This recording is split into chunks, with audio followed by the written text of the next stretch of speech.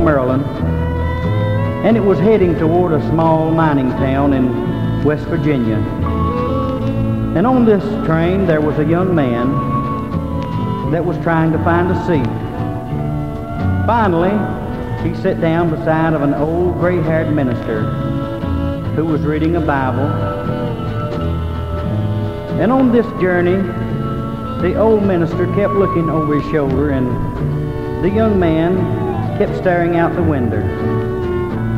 And every once in a while, the old minister would see a tear in the young man's eyes. And finally, he said, "Son, I see that you're troubled about something. Perhaps I can be of some help. I'm a minister, and sometimes it helps to talk about things like this." And with tears in his eyes, the young man looked at the old minister, and he said, "Sir, I'm so glad that you asked me this, because I just can't keep it bottled up inside of me any longer." Then the young man began his story. He said, "Sir, 3 years ago, I was living with Mom and Dad, and they were good Christian people, and they had always carried me to church and tried to raise me the very best that they knew how. And I started running around with the wrong crowd, and I started drinking. And I came home real late at night, and one night I came home and Dad was waiting up for me,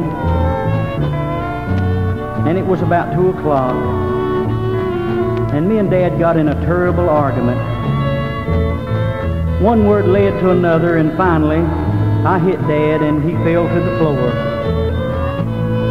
Getting up, he brushed himself off and he said, "Son, if this is the very best that you can do, if you're going to disgrace your mother and me any longer, I'd rather that you would just leave home."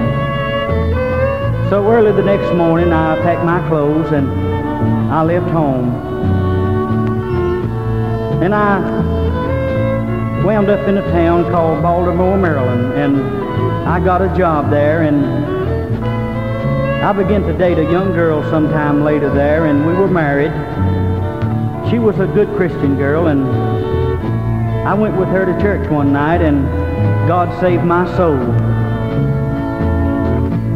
And sir, I haven't saw Mom and Dad in 3 long years now, and don't even know whether they're still living. I wrote a letter last week and addressed it to the place.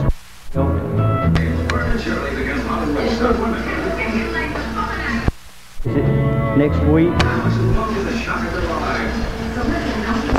Old apple tree out in the front yard. There's a flasher on the loose, and they stole the street where the laughs are with the North Carolina. The railroad.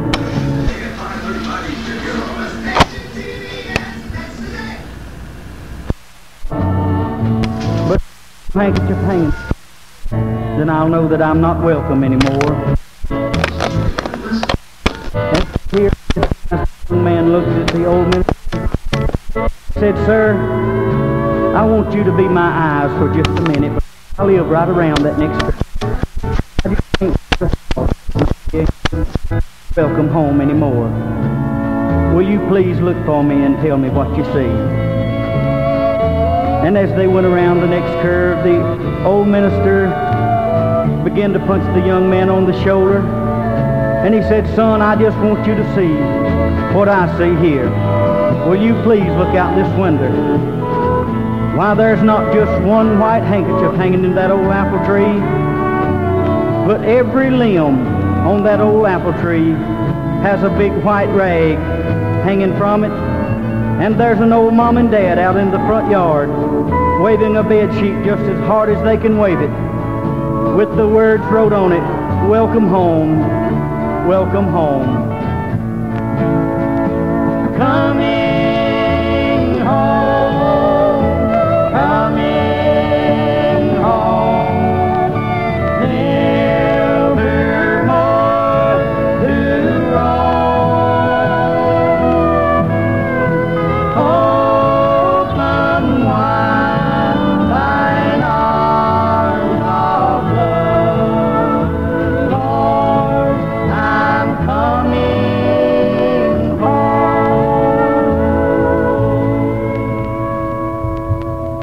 All right, that's the apple tree, and that was for Brother Cornbread.